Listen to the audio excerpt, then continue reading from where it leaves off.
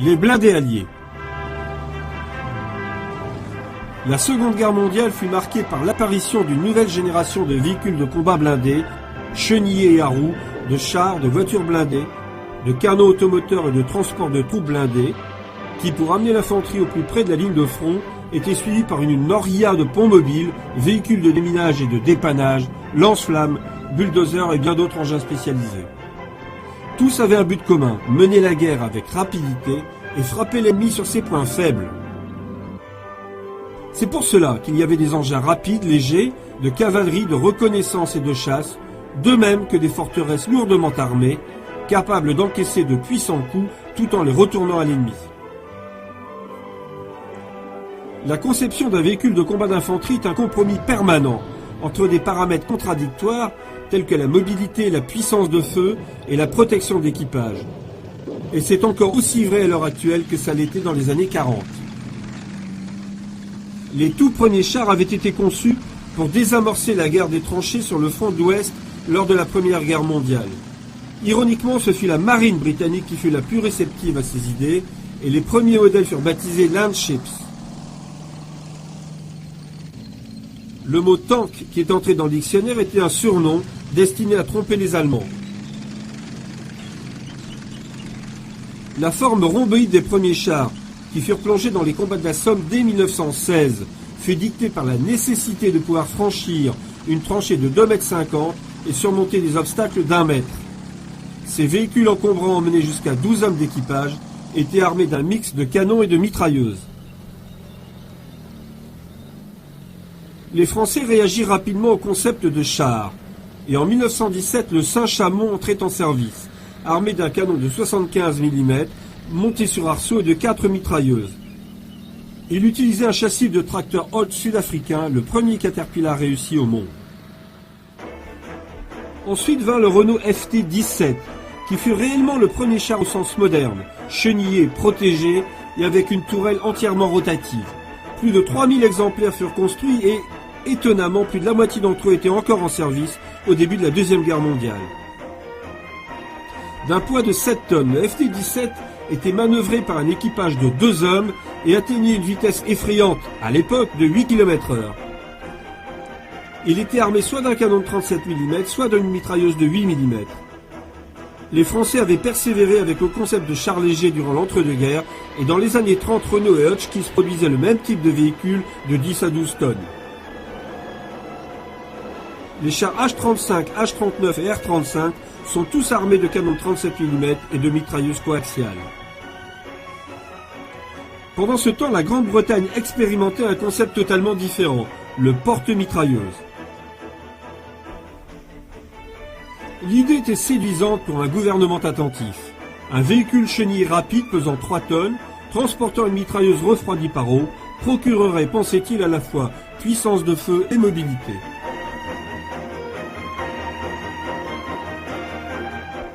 Le concepteur initial Carden & Lloyd passa rapidement la main à Vickers, qui développa toute une gamme de chars légers sur la base d'un châssis renforcé. Les premiers véhicules du début des années 30 avaient 4 galets de roulement de chaque côté sur une suspension à ressort et ils étaient manœuvrés par un équipage de 2 hommes. Ils étaient propulsés par l'habituel moteur Ford Model T et empruntaient de nombreuses autres pièces à l'automobile pour réduire les coûts de production. Il existait également une version amphibie, mue par une hélice et dirigée à l'aide de 2 gouvernails. C'était le premier char amphibie au monde. Il existait aussi une version de commandement, armée d'un canon de 2 livres au lieu de l'habituelle mitrailleuse.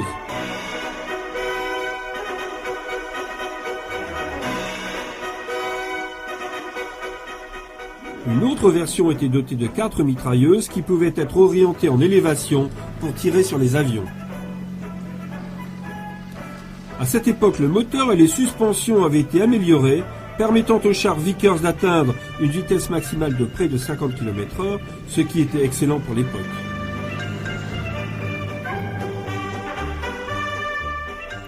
Le plus connu de ces chars était le Bren Carrier, qui était issu d'un tracteur d'artillerie léger, nommé ainsi après que la Bren soit devenue la mitrailleuse standard de l'armée britannique en 1938. Sa superstructure avait été redessinée pour améliorer la protection de l'équipage et il avait été conçu pour remplacer le cheval dans les unités de cavalerie. Lors des exercices antérieurs à la guerre, des charges dignes de Waterloo avaient été exécutées, mais la réalité du combat allait vite y mettre un frein. Seul le blindage pouvait protéger l'équipage des tirs d'armes légères et le manque de protection anti-aérienne était un sérieux inconvénient. Dans une utilisation plus subtile, le Brand Carrier pouvait transporter 6 fantassins qui pouvaient ainsi assurer la protection des blindés face aux équipes anti-chars de l'adversaire. Les Brand Carrier pouvaient aussi être équipés de lance-flammes. Le lanceur était placé au-dessus de l'emplacement de la mitrailleuse et relié à un réservoir contenant un mélange d'essence et de gel collant comme le napalm.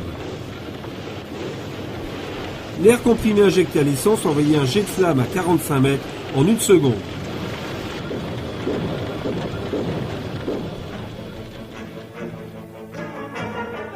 La guerre démontra rapidement que les chars devaient être employés de concert avec l'infanterie, les deux étant interdépendants. Les chars attaquaient la force blindée adverse et l'infanterie suivait pour prendre le terrain. Les chars légers de la gamme Vickers n'étaient que légèrement blindés et seulement armés de mitrailleuses, ce qui les rendait vulnérables face aux chars lourds et aux canons anti-chars allemands.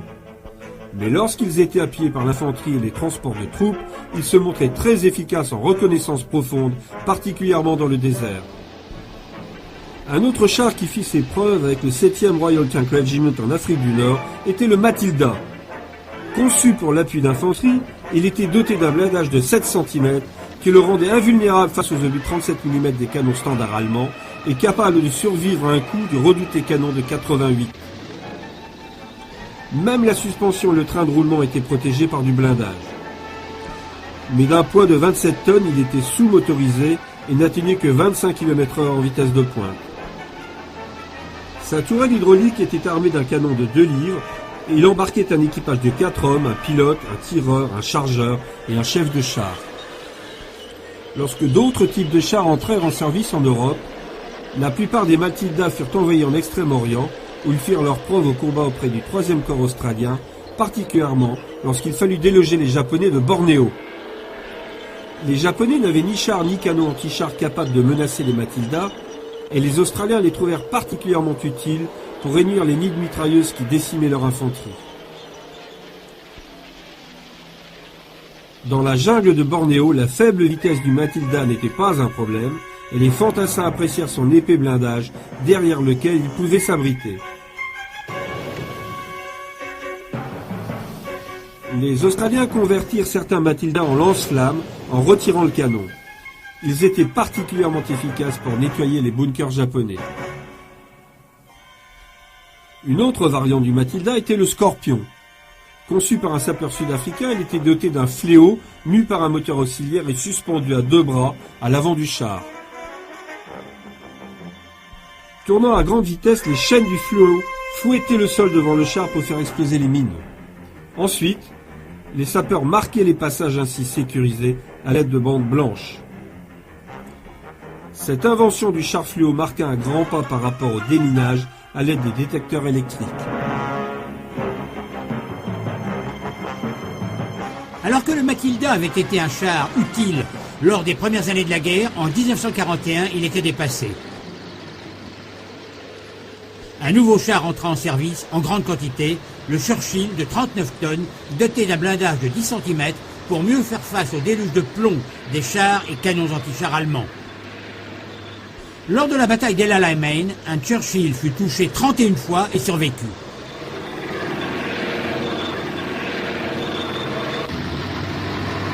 Le char était manœuvré par un équipage de 5 hommes et son moteur de 12 cylindres à essence lui permettait d'atteindre les 27 km/h en vitesse de pointe malgré son poids.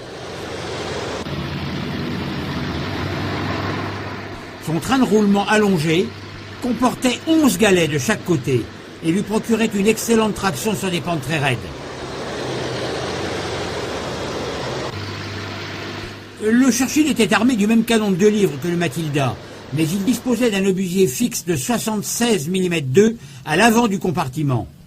L'inconvénient du canon de 2 livres était qu'il ne pouvait tirer que des obus perforants, mais l'obusier pouvait tirer des munitions explosives contre les canons anti-chars et les nids de mitrailleuses ennemies. Cela fit du Churchill un véhicule plus adapté au soutien de l'infanterie, bien que tout le char dût être pointé en direction de la cible pour pouvoir tirer.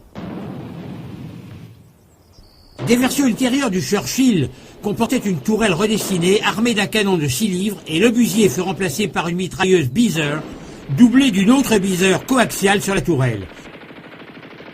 Ultérieurement, les Churchill furent équipés du canon américain de 75 mm et certains d'un mortier de 95 mm tirant des obus explosifs de 25 livres, soit 11,35 kg.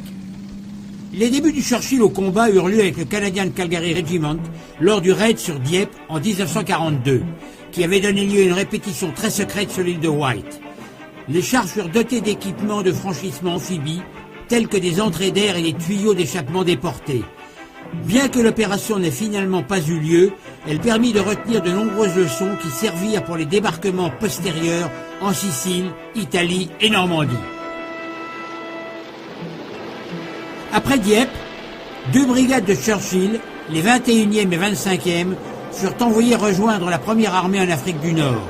Elles furent très efficaces lors des opérations en Tunisie, démontrant qu'elles pouvaient franchir des obstacles que les autres chars ne pouvaient pas passer, tandis que le canon de 6 livres réservait une drôle de surprise aux équipages allemands.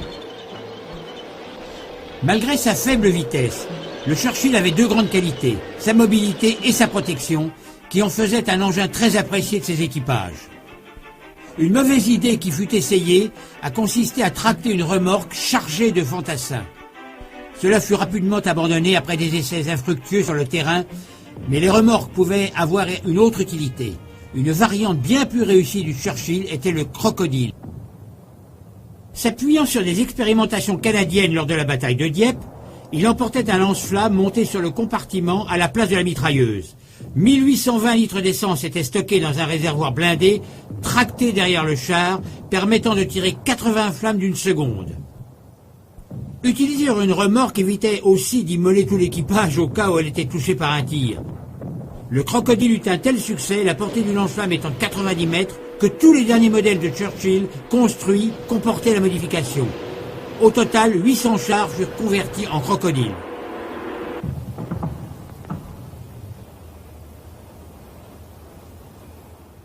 Les remorques servirent également à transporter des fascines, des fagots, qui pouvaient être largués sur un sol meuble pour fournir un tapis au véhicule.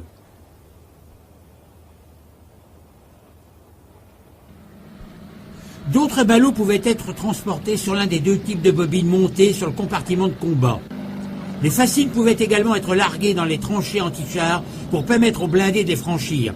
Ce fut un peu laborieux, néanmoins, et toute une gamme d'engins de franchissement fut développée, notamment par Sir Percy Hobart de la 79e division blindée. Connu sous le nom de Funnies, il comptait parmi eux le Churchill Ark, un char sans tourelle avec 2 rampes articulées à l'avant et à l'arrière et 2 poutres montées au-dessus des chenilles. L'arc pouvait être placé dans une tranchée pour servir de pont aux autres véhicules. Un autre Funny était l'Avre, Armored Vehicle Royal Engineers, qui était armé d'un gros mortier pour détruire les blocos. D'autre part, l'Avre pouvait aussi transporter un pont mobile de 9 mètres, fixé à l'avant et maintenu par des câbles d'acier pour être déployé au-dessus d'une tranchée ou d'un cours d'eau. Il pouvait également servir de rampe pour franchir un obstacle en hauteur et pouvait emporter des charges de 40 tonnes.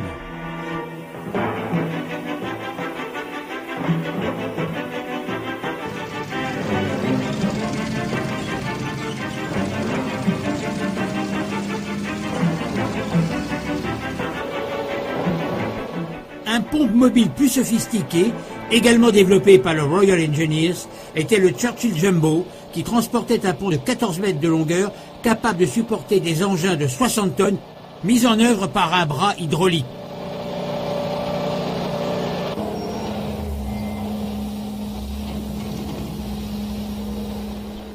C'était le précurseur de tous les ponts mobiles actuels.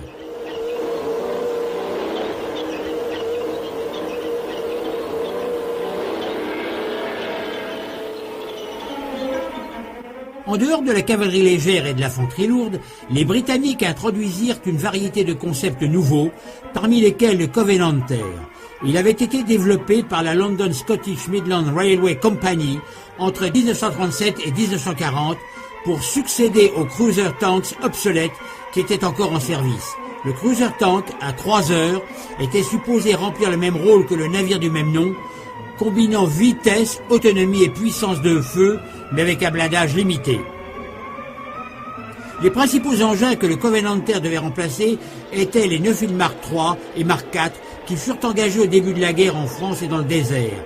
Ils furent les premiers modèles dotés de suspension développés par l'américain J. Walter Christie avec 4 gros galets de roulement indépendants de chaque côté qui lui conféraient un confort de route exceptionnel, de même qu'une grande mobilité. Le Mark IV avait un blindage additionnel sur la tourelle, ainsi qu'à l'avant et à l'arrière, ce qui procurait une protection de 2,5 cm de tous côtés.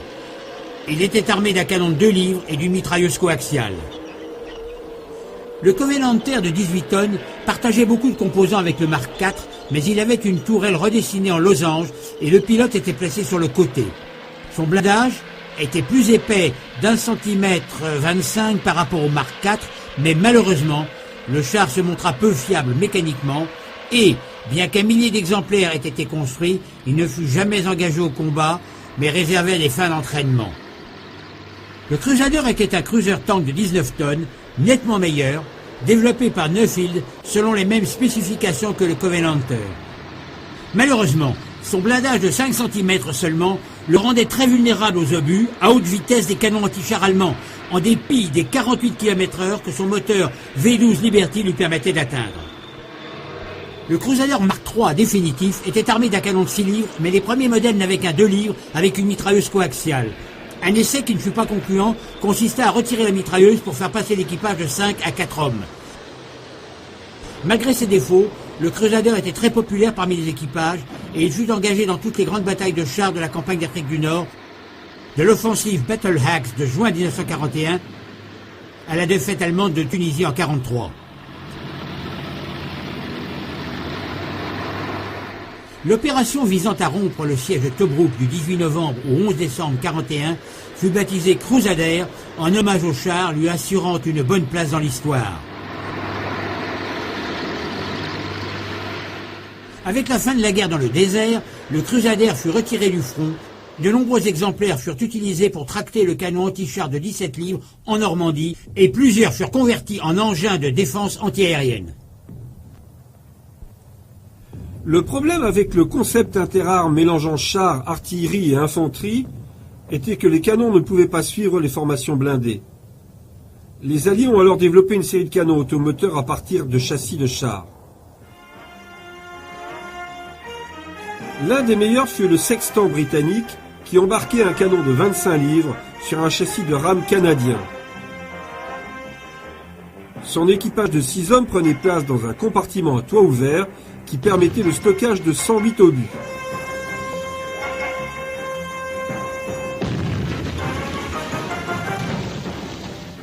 Le blindage frontal était épais de 10 cm et le Sextant avait une bonne vitesse de pointe avec 38 km/h.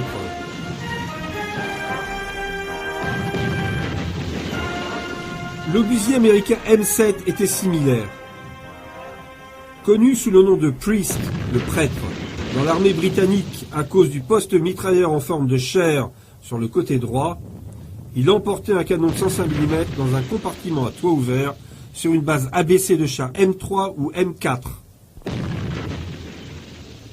Le blindage et les performances étaient les mêmes que le Sextant, mais le Priest ne pouvait emporter que 69 obus. Ces deux véhicules procurèrent aux Alliés un appui précieux sur la ligne de front. Un autre char qui allait plus tard servir de châssis à un canon automoteur était le Valentine.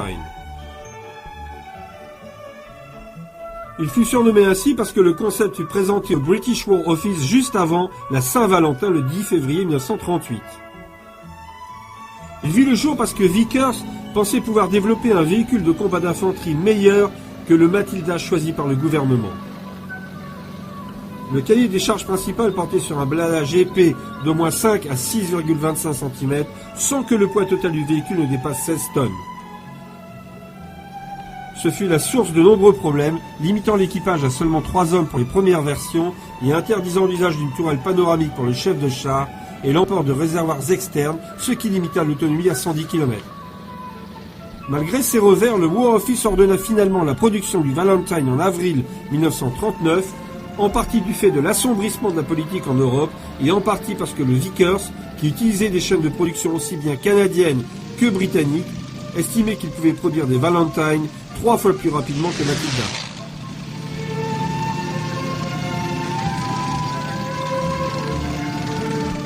La base du véhicule empruntait beaucoup au premier cruiser tank Vickers et l'utilisation de pièces communes facilitait la mise en place des chaînes de montage. D'un profil plus bas, le blindage frontal était plus fin que sur le Matilda, mais offrait une meilleure protection générale. La vitesse optimale était la même avec ses 24 km/h, mais sa construction simple faisait du Valentine le plus fiable des deux. L'équipage était très serré à l'intérieur et la direction était épouvantable, mais le véhicule fut malgré tout apprécié de ses équipages. Les premiers Valentine étaient armés du canon standard de 2 livres, et la tourelle fut revue plus tard pour accueillir le 6 livres et ensuite un 75 mm, tandis que l'équipage était porté à 4 hommes. Le Valentine fut produit dans pas moins de 11 versions différentes avant que la production ne cesse en 1944. Près de 4000 furent fournis aux Russes, pour qui était le meilleur char occidental dont il se soit servi.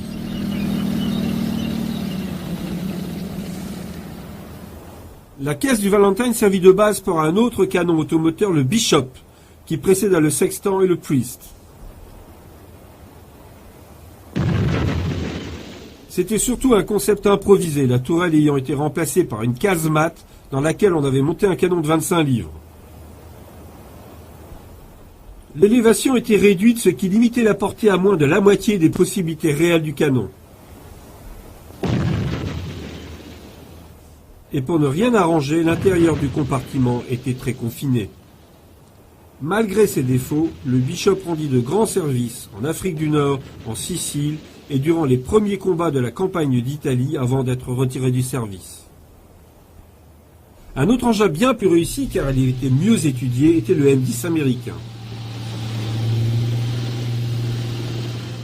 Dès décembre 1941, l'armée américaine décida qu'elle avait besoin d'un char rapide et capable de neutraliser les autres chars pour mettre en déroute les blindés ennemis tout en permettant aux blindés et à l'infanterie amie d'exploiter les percées.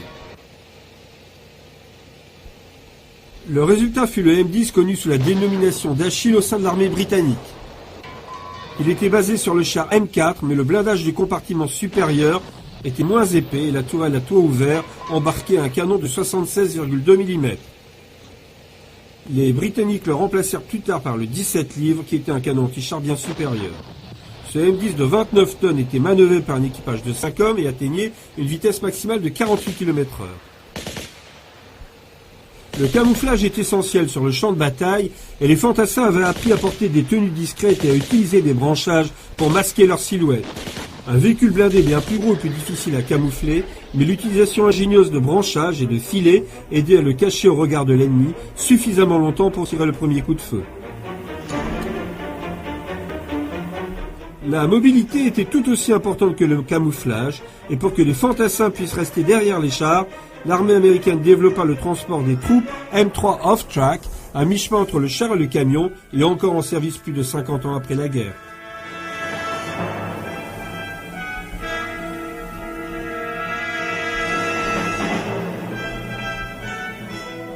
Servant en liaison avec les voitures blindées et les chars, c'était un véhicule à tout faire, robuste et apprécié.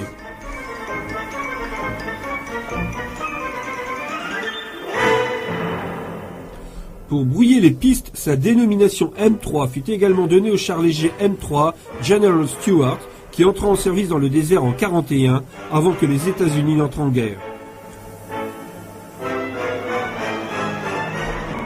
Connu sous le nom de Honey, car il était agréable à conduire et à manœuvrer, il était l'équivalent américain du Crusader, rapide et comparativement bien protégé et armé.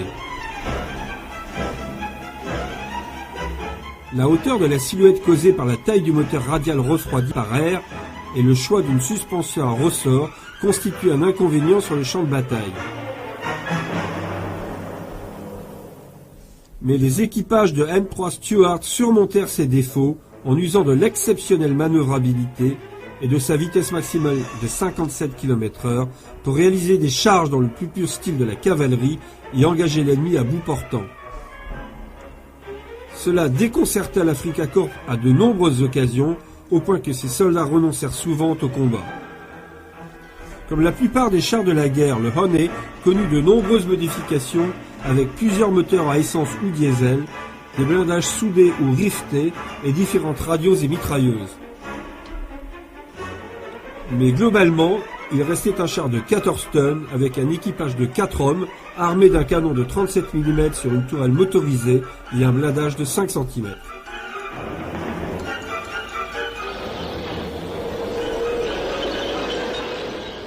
Un aspect du Honey qui séduisit les équipages étaient les trappes qui permettaient à l'air frais d'entrer à l'avant du compartiment. Un dispositif qui servit aussi bien dans le désert que dans la jungle de Guadalcanal, où les M3 jouèrent un rôle capital pour vaincre les Japonais qui n'avaient rien à leur opposer.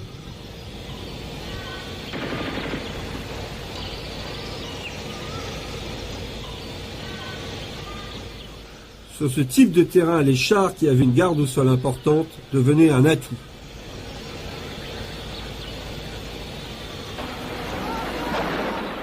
Parce que l'industrie aéronautique nécessitait les mêmes moteurs que ceux du M3, General Motors suggéra qu'il soit remplacé sur ce dernier par un couple de Cadillac V8 de voiture. Après que cela ait été testé et validé, le Stuart fut rebaptisé M5. Il était armé d'un canon de 37 mm et de 3 mitrailleuses, et hormis l'arrière du compartiment rehaussé et le blindage de 5 cm portant le poids du véhicule à 16 tonnes, il était identique en apparence et avait strictement les mêmes performances.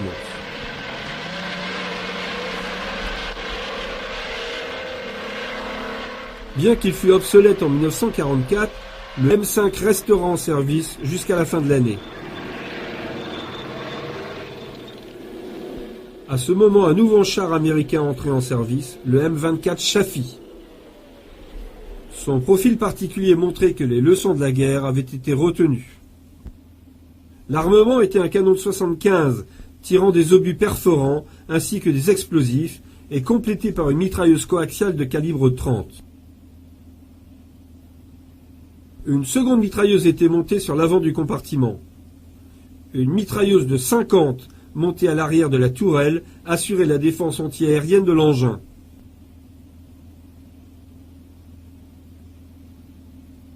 La suspension à barre de torsion, les 5 galets de roulement et les 3 galets retour repris du M18 Hellcat procuraient un meilleur confort de route que celui de n'importe quel char américain de l'époque. Le Chaffee était manœuvré par un équipage de 4 hommes. Un pilote, un copilote qui était également radio et mitrailleur, un chef de bord et un tireur. Le char était propulsé par le même couple de Cadillac V8 à essence que le M5 Stuart et malgré un poids de 18 tonnes atteignait les 54 km/h. Le M24 pouvait franchir des gués de 90 cm de profondeur et des obstacles verticaux de 90 cm de hauteur. Bien que son blindage fût épais de 2,5 cm seulement, l'excellente vitesse et la manœuvrabilité du Chaffee, alliés à un canon équivalent à la majorité des chars moyens de cette période, lui donnèrent une bonne survivabilité sur le champ de bataille et il resta en service de nombreuses années après la guerre. Les Alliés développèrent une large gamme de voitures et véhicules blindés pour la reconnaissance et les patrouilles durant la guerre. Par exemple, Huber construisit un tracteur d'artillerie à 4 roues motrices sur un châssis de KT-4 armée de Bren pour l'armée indienne et il entra rapidement en service dans les unités indiennes de la 8e armée dans le désert.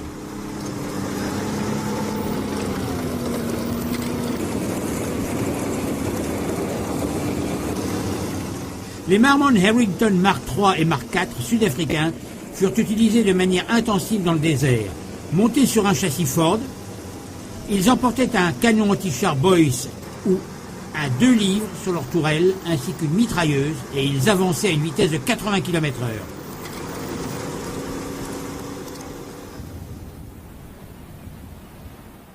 L'un des engins les plus répandus était le Humber, qui fut engagé dans la campagne d'Afrique du Nord, mais aussi en Italie et en Europe. Fait étonnant, un certain nombre étaient encore en service au début des années 80 dans les unités de sécurité intérieure. Le châssis était celui du KT4 utilisé pour les tracteurs d'artillerie indiens, sur lequel on avait monté la caisse de la voiture blindée Guy, conçue avant la guerre, mais modifiée avec l'avant incliné. L'équipage de 3 hommes appréciait l'intérieur spacieux du Humber, qui convenait aussi bien comme véhicule de reconnaissance que comme véhicule de commandement. Motorisé par un Roots 6 cylindres à essence, il atteignait une vitesse maximale de 72 km/h et avait une autonomie de 400 km, ce qui lui permettait de s'enfoncer loin en patrouille dans le désert.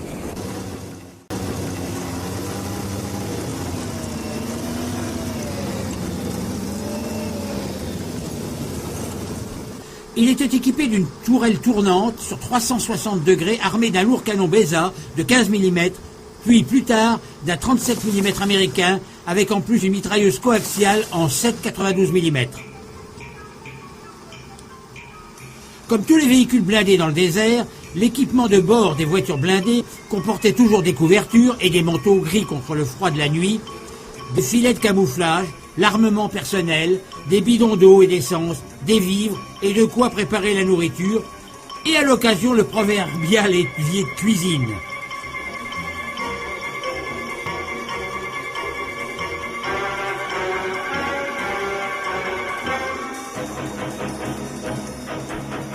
Toute plaisanterie mise à part, le châssis et le moteur éprouvé du Humber, avec ses amortisseurs à ressort elliptiques et épais et ses pneus crantés, en firent l'engin le plus fiable et le plus adapté à tous les terrains.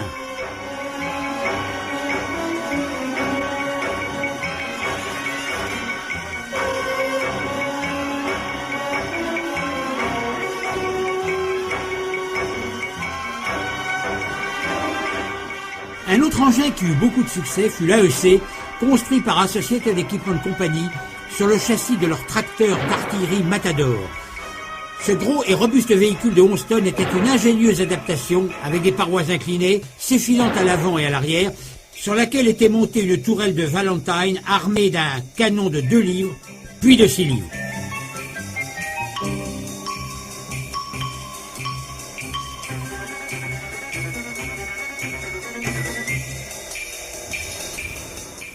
Comme la tourelle était équipée d'un blindage frontal de 5 cm, l'AEC pouvait tirer sur les chars allemands à partir d'une position embossée, ce que la plupart des voitures blindées évitaient de faire. Avec son équipage de 3 ou 4 hommes, l'AEC, motorisé par un diesel 6 cylindres, atteignait les 64 km/h.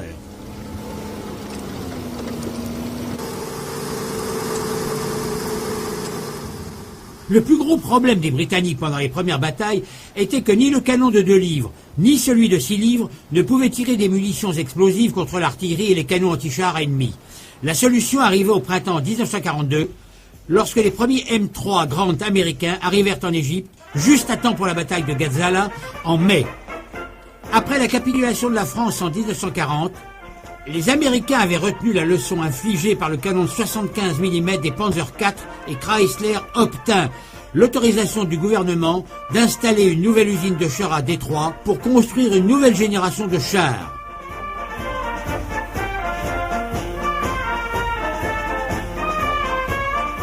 Le premier fut le M3, conçu à partir du M2 avec un canon de 37 mm ainsi qu'un 75 mm monté façon Première Guerre mondiale sur une superstructure sur le côté droit du véhicule.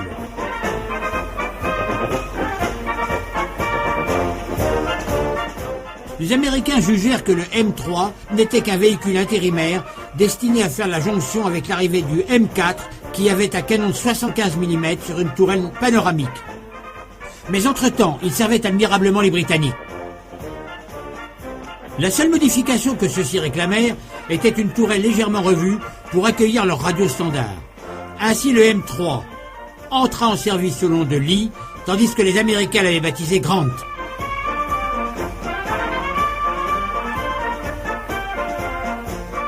Le général Bernard Law Montgomery, qui commandait la 8e armée en Égypte, était certainement impressionné par le M3, alors en service dans les 2e, 4e et 22e brigades. Pesant 27 tonnes avec un blindage de 5 cm, il était malheureusement très repérable avec ses 3 mètres de haut, ce qui donnait toutefois une bonne vue au chef de char.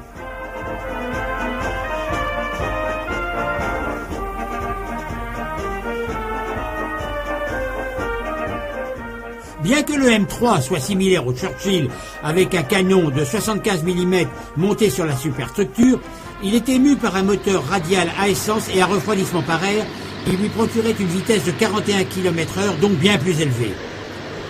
Un équipage de 6 hommes était nécessaire pour servir les deux canons et malgré tout, il restait assez spacieux et pouvait emporter 41 obus pour le canon de 75.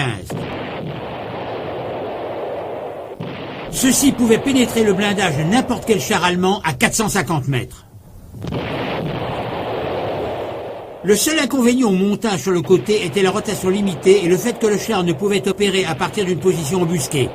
Ceci était compensé par sa capacité à tirer des obus explosifs. Et en attendant l'arrivée des M4 Sherman, plus tard en 1942, le M3 rendit d'excellents services.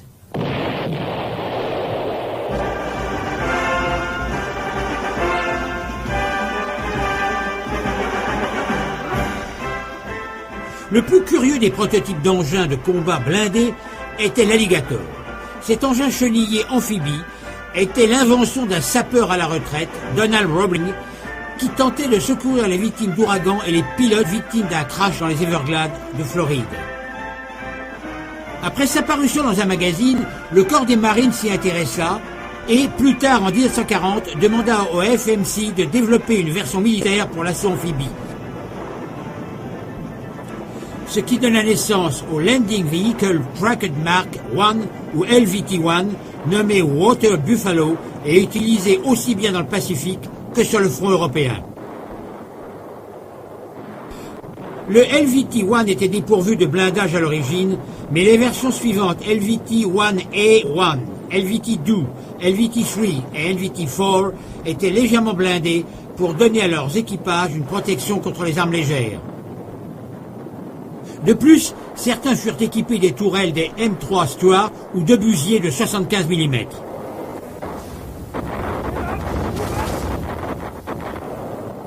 Une amélioration sur des versions postérieures comportait une rampe de débarquement à l'arrière permettant un accès plus facile aux troupes embarquées. De plus, cela permettait aux LVT d'embarquer des jeeps et des petites pièces d'artillerie. Les véhicules étaient chenillés pour progresser dans l'eau aussi bien que sur la terre ferme, utilisant des patins en caoutchouc spécialement dessinés. Ils atteignaient une vitesse de 6 nœuds, soit 11 km/h, dans l'eau ou 32 km/h sur le sol. Chaque LVT pouvait embarquer 30 hommes et les milliers d'exemplaires construits participèrent à la victoire contre les Japonais. Lorsque les États-Unis entrèrent en guerre en décembre 1941, la conséquence immédiate fut un programme naval d'urgence, car il était évident que la guerre ne pouvait qu'être menée à travers les océans. Ce programme incluait non seulement des vaisseaux de guerre, mais aussi un grand nombre de navires de transport de troupes et de débarquement pour mettre à terre hommes, chars, véhicules et canons d'artillerie. De vastes flottes furent engagées dans l'invasion de l'Afrique du Nord, de l'Europe et des territoires occupés par les Japonais dans le Pacifique et en Extrême-Orient. Pour avoir une idée de l'ampleur du programme, il faut savoir que 2500 navires amphibies ont été déployés lors du débarquement de Sicile en 1943 par exemple, transportant 600 chars, 14 000 autres véhicules, 1800 canons et 160 000 hommes. Ils étaient escortés par 750 navires de guerre.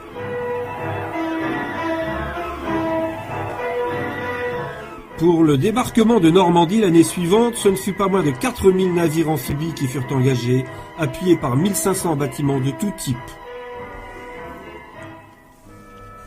La principale différence entre les navires de transport de troupes et les péniches de débarquement réside dans le fait que les premiers doivent rester au large et débarquer les soldats dans de petites barges, tandis que les seconds ont un fond plat leur permettant de s'approcher de la plage. La porte avant était alors ouverte et la rampe déployée pour que les chars et les véhicules se lancent directement dans l'action.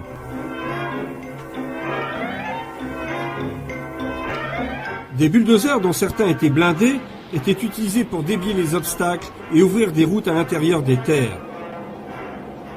Le Brand Carrier apparaissait encore en grand nombre. Mais d'autres nouveaux véhicules furent engagés en Italie et en France, dont un engin amphibie à roues nommé Duck, le char moyen britannique Crowell et le canon automoteur américain M12 armé d'un tube de 155 mm.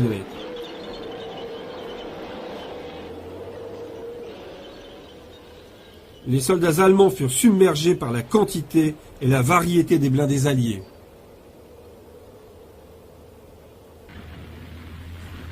Au début de la guerre, l'Union soviétique avait un nombre extraordinaire de modèles de chars, légers, moyens et lourds, mais il découvrit rapidement les avantages de la standardisation. Le C-26 était le char léger typique, dont le canon de 37 ou de 45 mm et les mitrailleuses pouvaient être remplacés par un lance-flammes. Un autre char léger utilisé principalement comme engin de reconnaissance était le T-60 de 5 tonnes, armé d'un canon de 20 mm. Bien qu'il ait une bonne vitesse de pointe, il était dépassé en 1941.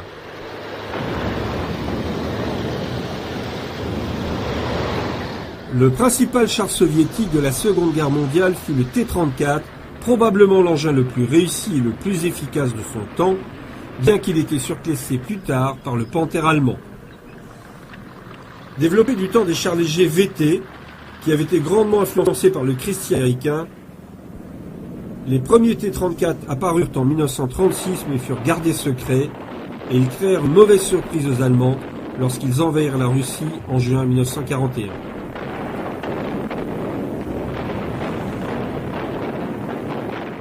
La plupart des caractéristiques du T-34 sautent aux yeux. Blindage incliné pour dévier les munitions ennemies, de larges chenilles lui donnant une excellente mobilité tout-terrain, en particulier dans la neige, et un puissant canon de 76 mm, supérieur à tout ce que les Allemands ou Alliés pouvaient avoir en service à cette époque.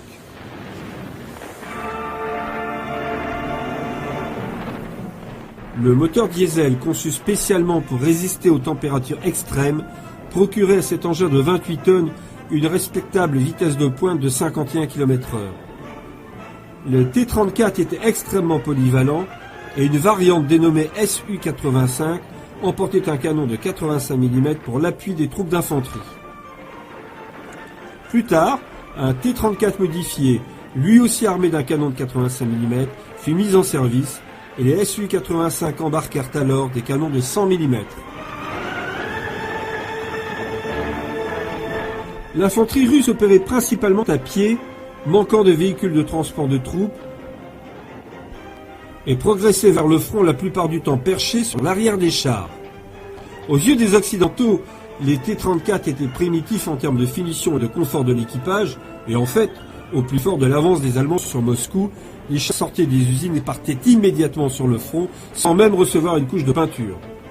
Seule une minuscule proportion était équipée de radios, les équipages devant alors communiquer par sémaphore.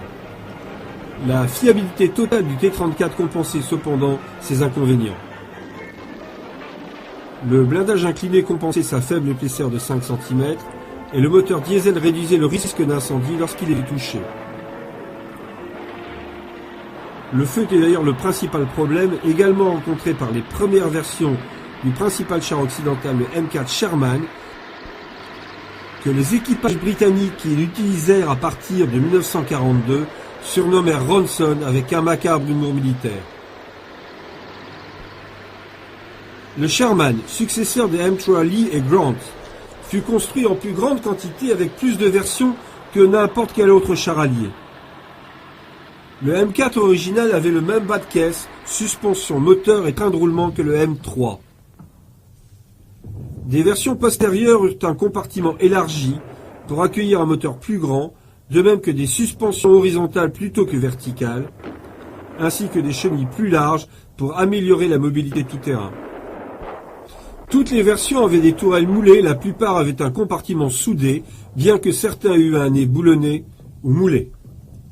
L'armement principal des premières versions était un canon 75 mm gyrostabilisé qui pouvait tirer en mouvement, mais il fut remplacé plus tard par un 76 mm à haute vélocité.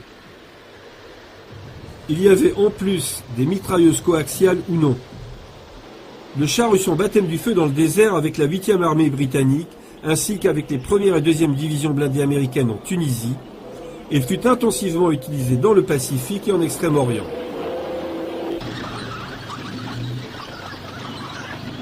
La nature du terrain ne permettant pas des déploiements à grande échelle, les Sherman opéraient seuls ou en petit nombre, appuyant l'infanterie et dévastant de leurs obus explosifs les défenses japonaises et leurs bunkers camouflés.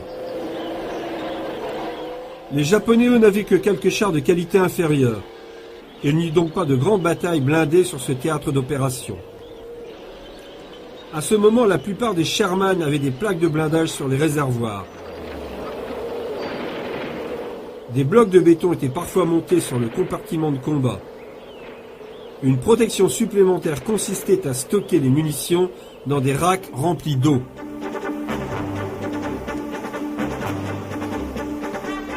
Le Sherman rencontra des terrains variés et des climats extrêmes en Italie. Ici, l'opposition était nettement plus dure, car Hitler avait rapatrié du front de l'Est plusieurs de ses Panzer-divisions pour faire face à la menace d'une invasion alliée, et les Sherman furent vite confrontés au formidable Panther allemand.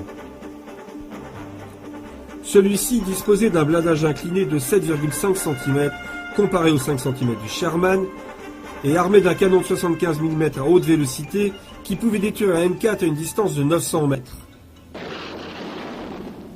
Les Sherman devaient s'approcher à la moitié de cette distance pour espérer endommager un Panther, même avec le nouveau canon de 76 mm qui apparut début 1944. Le Sherman emportait entre 75 et 97 obus pour son canon principal, et recharger celui-ci à la main par la trappe de la tourelle était fatigant. 5000 coups étaient stockés en plus pour la mitrailleuse.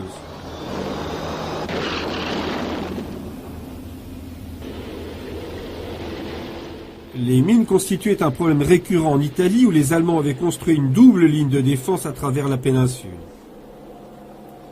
Il n'y avait jamais assez de chars fléaux, l'infanterie devait donc dégager elle-même des passages pour les chars. Le plancher du char était en général son point faible. Le blindage du Sherman à cet endroit étant épais d'1,25 cm seulement, et beaucoup tombèrent sous les coups des mines Teller allemandes.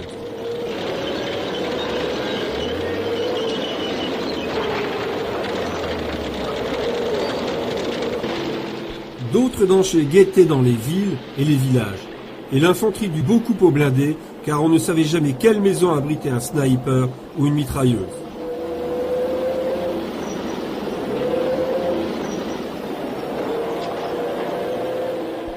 Les nombreuses rivières et torrents étaient aussi un problème constant. Un Sherman non modifié ne pouvait franchir que des gués inférieurs à 90 cm. Un kit amphibie fut alors développé pour protéger le moteur de l'eau et remonter le tuyau d'échappement.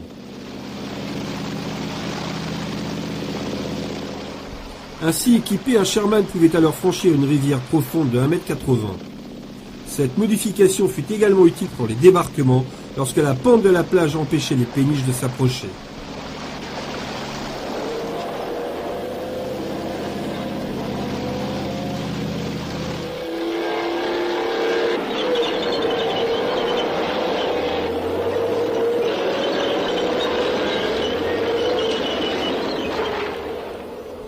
Une amélioration qui rendit le Sherman complètement amphibie consista à le doter de 2 propulseurs à l'arrière et envelopper la caisse au-dessus du train de roulement d'une bâche de caoutchouc vert.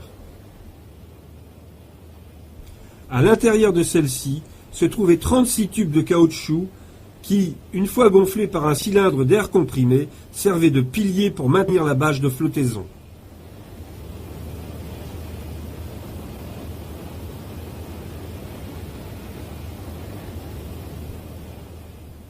La rigidité était ensuite renforcée par des traverses d'acier dont l'assemblage prenait environ 15 minutes.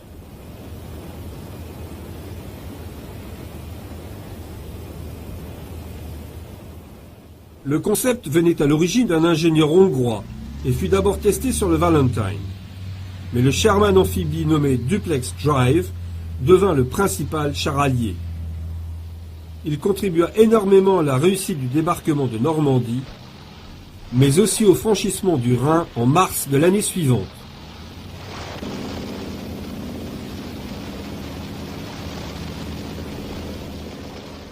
Dans l'eau, les propulseurs permettaient au Sherman d'atteindre une vitesse de 5 nœuds, soit 9 km/h.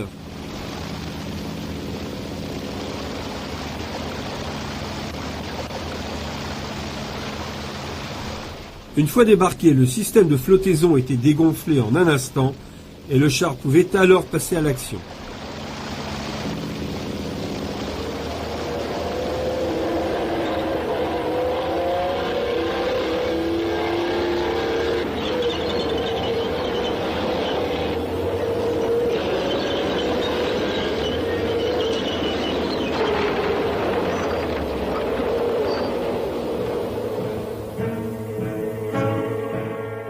Les Américains et les Britanniques n'étaient pas les seuls à utiliser le Sherman. Les Canadiens en construisirent deux versions qu'ils nommèrent Ram et Grizzly.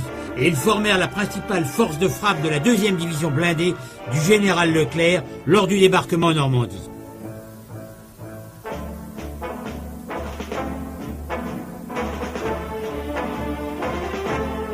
Décorés d'une carte de France et d'une croix de Lorraine, ils furent les premiers à entrer dans Paris le 25 août 1944. Mais avant cela, il y avait eu un long chemin à parcourir. Les étroites routes françaises furent bientôt envahies par les chars et l'infanterie alliée. Les chars étaient ornés de roues de rechange, de maillons, de chenilles et d'autres équipements, tout comme dans le désert. Bien que le canon de 76 mm américain fût plus puissant que le 75 mm des débuts, les Britanniques construisirent le plus efficace de tous les Sherman, le Firefly. Celui-ci était armé d'un canon de 76 mm, de 17 livres, tirant un nouvel obus, perforant, à haute vélocité, et qui faisait enfin jeu égal avec le Panther. Une autre variante du Sherman était le Dozer. Conçu pour permettre aux sapeurs de dégager les routes et de combler les cratères sous le feu ennemi.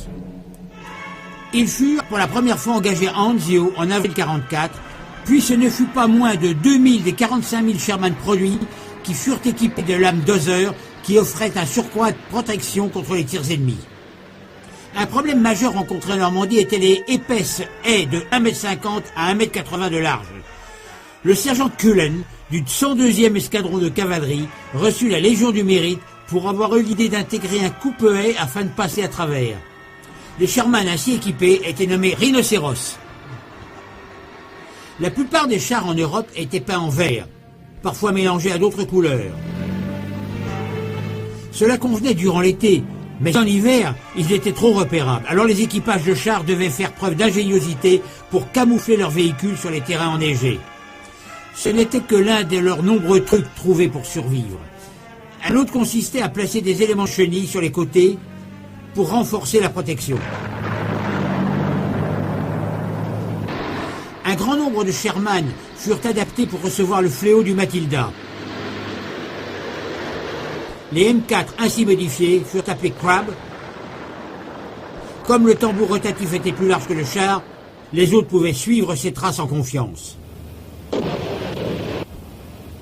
Bien évidemment, le Sherman fut équipé du lance-flamme qui avait fait ses preuves contre toute position fortifiée qui résistait aux obus explosifs. Le lance-flamme V4 standard remplaçait les mitrailleuses de tourelle. Il tirait normalement des jets de 2 à 3 secondes, mais des flammes de 25 secondes pouvaient être tirées contre des cibles plus résistantes.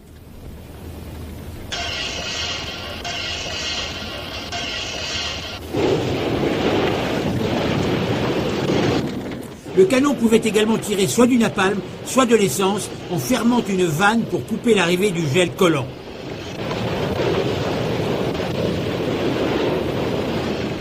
Les Sherman du corps des marines dans le Pacifique avaient un lance-flamme différent qui tirait sous le tube du canon principal. Une autre version du Sherman était le Calliope qui tirait des salves de roquettes de 60 mm depuis des tubes situés sur la tourelle. Alors que l'avance en Europe se poursuivait, les Allemands répondaient par une résistance désespérée et il y avait des douzaines de combats entre Sherman et Panther, que les chars alliés ne pouvaient gagner qu'en se rapprochant rapidement pour frapper. Ce n'était pas toujours facile, car le Panther pouvait atteindre 56 km/h contre 40 seulement pour le M4.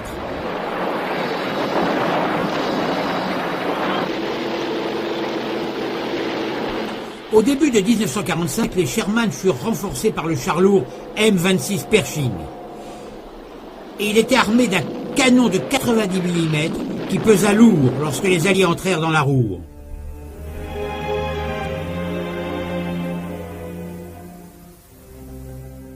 L'avancée sur le sol allemand ne fut pas une partie de plaisir. Chaque ville, chaque village furent âprement défendus et les soldats des divisions blindées étaient constamment pris en embuscade. Ils éprouvaient des difficultés à nettoyer les routes et les ponts et les Sherman furent modifiés pour exécuter toutes sortes de tâches inhabituelles.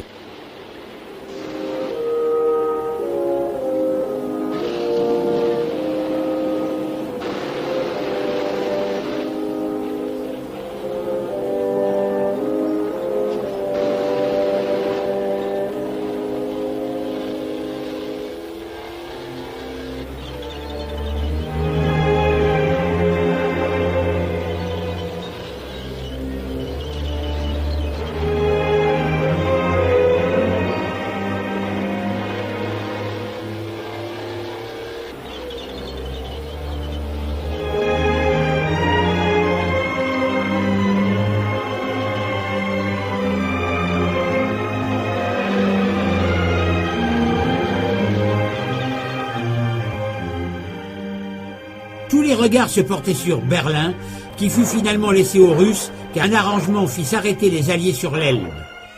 Mais Hitler se suicida le 30 avril. Et une semaine plus tard, l'Allemagne se rendit sans condition. La guerre contre le Japon dura jusqu'au 15 août, mais entre-temps, il y eut des parades de victoire à travers toute l'Europe, dans lesquelles Sherman, comme de juste, figurait en bonne place.